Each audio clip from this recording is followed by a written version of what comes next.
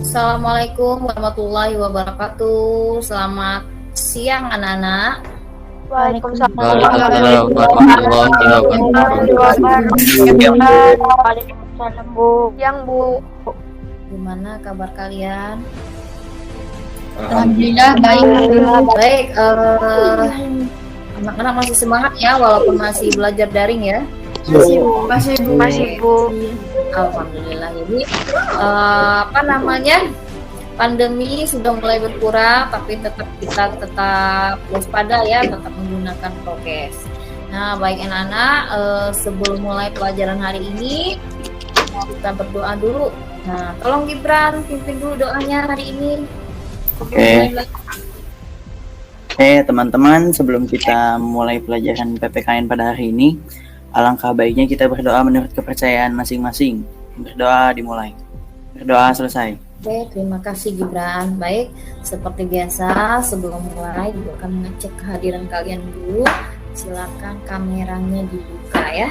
Kameranya dibuka, Ibu akan melihat semuanya sudah pakai seragam apa belum. Manda Amalia ada. Hadir Bu. Anggita Sipayambo Hadir Bu. Baik, hari ini kita akan mempelajari tentang fungsi kedudukan UUD 1945 dan hak-hak warga negara seperti yang tercantum dalam Undang-Undang Dasar 1945. Ya, tolong dibaca apa judulnya materi yang mau kita pelajari hari ini? Kedudukan Undang-Undang Dasar Negara Republik Indonesia tahun 1945 dan hak warga negara. Nah, apa yang dimaksud dengan hukum dasar atau undang-undang dasar? Oke, Gibran silakan. Undang-Undang Dasar adalah norma sistem untuk berkehidupan di bangsa Indonesia, Bu. Baik, sudah bagus tadi jawaban dari Gibran. Ada lagi yang ingin menambahkan? Apa yang dimaksud dengan undang-undang dasar? Ciara silakan. Merupakan sebagian hukum dasar tertulis.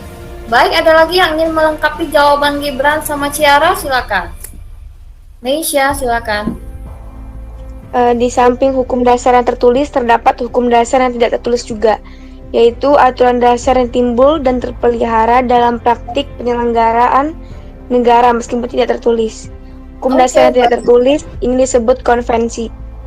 Oke, bagus, tadi sudah disebutkan oleh Meisha. Jadi, kalau hukum dasar itu tertulis, kalau ada juga hukum dasar yang tidak tertulis, biasa disebut apa tadi? Konvensi, Bu. Konvensi. Bagus, konvensi ya. Nah, itu sekilas mengenai apa yang dimaksud dengan hukum dasar atau undang-undang dasar. Baik, berikutnya apa sih yang akan kita lakukan pada hari ini? Nah, di sini Ibu sudah menuliskan tujuan pembelajaran atau kegiatan yang akan kita lakukan pada proses pembelajaran hari ini. Bisa dibantu satu orang untuk membacakannya? Siapa yang bisa? Saya Bu. Oke, silakan Tri. Tujuan pembelajaran melalui proses pembelajaran siswa dapat. Oke, baik, terima kasih Tri. Nah, itu adalah langkah-langkah yang akan kita lakukan hari ini. Yang pertama, kalian bisa menghargai dan menunjukkan dukungan ya terhadap kedudukan dan fungsi Undang-Undang Dasar 1945 melalui skala sikap yang nanti akan dikirim formatnya di classroom. Ini pemikiran kalian bisa kalian tulis melalui aplikasi Jamboard yang akan dibagikan linknya ya. Baik, sekarang kita mulai dulu ke penayangan materi. Oke, silakan siapa yang bisa membacakan apa sih kedudukan UUD 1945 itu dalam negara Republik Indonesia? Oke, silakan dibaca dulu. Siapa yang bisa membantu Ibu membacakan? Silakan Meisha. Kedudukan Undang-Undang Dasar Negara Republik Indonesia tahun 1945.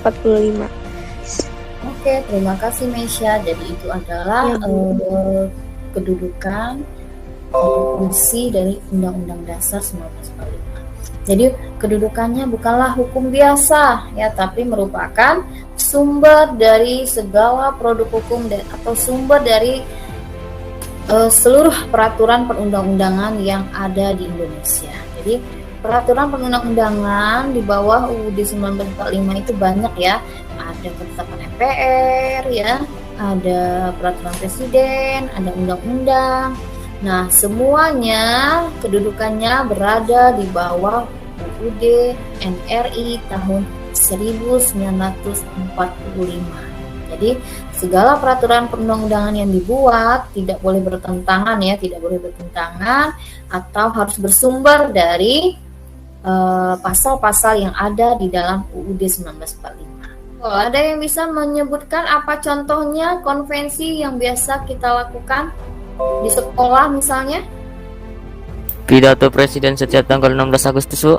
Betul, pidato presiden. Upacara bendera, Bu. Upacara Upacara bendera peringatan Hari Kemerdekaan. Betul, bagus jawabannya. Baik, sekarang kita lanjutkan ke bagaimana kedudukannya UUD 1945. Nah, ini adalah tata urutan peraturan perundang-undangan nasional menurut Undang-Undang Nomor 12 Tahun 2011. Nah, menurut Undang-Undang Nomor 12 ini, peraturan perundang-undangan apa yang menempati kedudukan tertinggi? Hukum tertinggi itu Undang-Undang Dasar Negara Republik Indonesia kan? Oke, betul. Jika ada misalnya peraturan perundang-undangan di bawah UUD 45 kan tertinggi ya, UUD 45 ya. Di bawahnya nih peraturan di bawahnya nih misalnya undang-undang atau peraturan pemerintah atau peraturan presiden atau perda provinsi atau perda kabupaten yang bertentangan dengan UUD 45. Isinya bertentangan dengan UUD 45. Apa yang harus dilakukan? Diubah, Bu? Hilangkan, Bu, dihapus. Dihilangkan, betul, dihilangkan atau dicabut ya. Jadi diuji dulu di Mahkamah Konstitusi. Jika terbukti bertentangan dengan UUD 45, peraturan tersebut harus dicabut atau dibatalkan. Nah, sekarang kita lihat fungsinya. Nah, tapi ini Undang-Undang Nomor 12 ini ada pembaharuan ya, yaitu Undang-Undang Nomor 9 Tahun 2015 tentang pembentukan peraturan perundang-undangan. Jadi ada yang terbaru di situ, yaitu Undang-Undang Nomor 9 Tahun 2015. Akan tetapi urutannya tetap ya, urutannya tetap tidak berubah.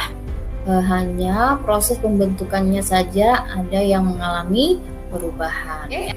Baik, berikutnya kita lihat fungsinya. Akan dibaca.